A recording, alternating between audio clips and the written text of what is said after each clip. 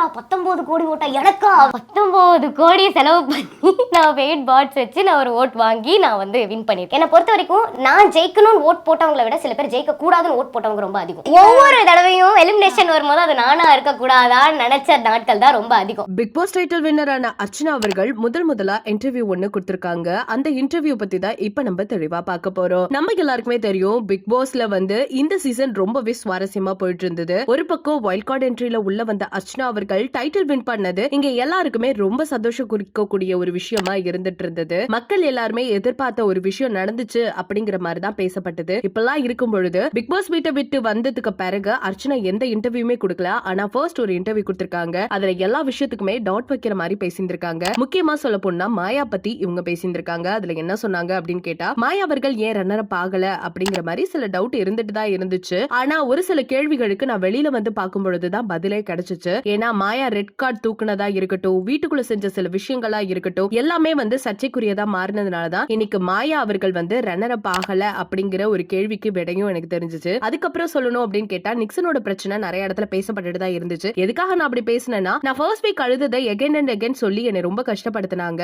So அதனால நான் வந்து என்ன பண்றது அப்படின்னு தெரியாம ஒரு சில இடத்துல நான் வந்து எனக்கான ரெஸ்பான்சிபிலிட்டி எடுக்கணும் அப்படிங்கிற ஒரு காரணத்துக்காக தான் அப்படி பேச வேண்டியதா இருந்துச்சுன்னு அதையும் சொல்லியிருந்தாங்க. முக்கியமா பிரதீப்பை பத்தி அவங்க ஷேர் பண்ணியிருந்தாங்க. அதுல என்ன சொல்லியிருந்தாங்க அப்படின்னு கேட்டா, பிரதீப் அவர்கள் வந்து பெருசா எந்த ஒரு தப்புமே பண்ணல. ஆனா இவங்களுக்கு ரெட் கார்டு கொடுத்தது ரொம்ப தப்பு. அது மட்டும் இல்லாம இத பத்தி நிறைய பேர்ட்ட கேட்கும்போது அதுக்கான பதிலும் ஒழுங்காவும் வரல. எப்படி ஈஸியா ஒருத்தரை வந்து கெட்டவங்க அப்படின்னு சொல்லி வெளியில அனுப்பினாங்க அப்படிங்கிறது ரொம்ப ஷாக்கிங்கா இருந்துச்சு. முக்கியமா சொல்லணும்னா நைட்டு வரைக்குமே நல்லா தான் அவர்கிட்ட பேசிட்டு இருந்தாங்க. காலையில ரெட் கார்டு கொடுத்து அவரை வெளில அனுப்புற மாதிரி அப்படி என்ன நடந்துச்சு அந்த நைட்டுக்குள்ள அப்படிங்கிற மாதிரி நிறைய கேள்விகள் எனக்குள்ளே இருந்துச்சு. முக்கியமா கேர்ள்ஸ்க்கு சேஃப்டி இல்லன்னு சொன்னதெல்லாம் ரொம்பவே மோசம் அப்படின்னு அர்ச்சனா அவர்கள் சொல்லியிருந்திருக்காங்க. அது மட்டும் இல்லாம அடுத்த வாரமே வந்து மாயா அவர்களை வச்சு செஞ்சாரு கமல் அப்படிங்கிற ஒரு செய்தி இப்ப வெளியா இருக்கு. சோ அதெல்லாம் நினைக்கும் பொழுது எல்லாமே அதுவா தான் நடந்துச்சு, நான் எதுவுமே பிளான் பண்ணலன்னு சொல்லியிருக்காங்க. இதெல்லாம் ஒரு பக்கம் இருந்தாலுமே இவங்க கடைசியா சொன்ன இந்த விஷயம் தான் ரொம்பவே ஷாக்கிங்கா இருந்தது. அப்படி என்ன அப்படின்னு கேட்டா, நிறைய பேர் சொன்னாங்க, முக்கியமா வந்து மாயாவே சொல்லியிருந்திருப்பாங்க வீட்டுக்குள்ள இவங்க வந்து பணம் கொடுத்ததா இத்தனை ரசிகர்கள் வந்து இவங்களுக்கு ஓட்டு போட்டுட்டு இருக்காங்க,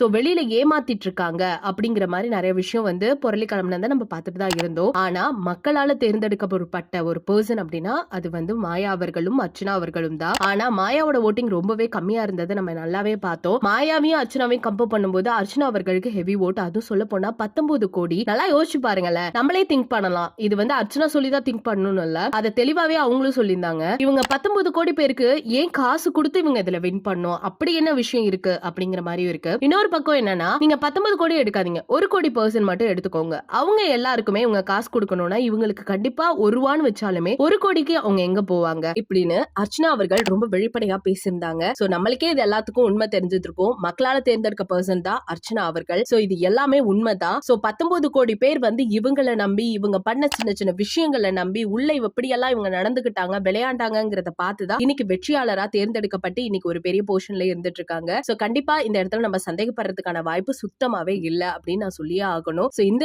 பத்தி நீங்க என்ன நினைக்கிறீங்க, அர்ச்சனா ஷேர் பண்ணதை பத்தியும் என்ன நினைக்கிறீங்கன்னு மறக்காம நம்ம கமெண்ட் செக்ஷன்ல ஷேர் பண்ணிக்கோங்க.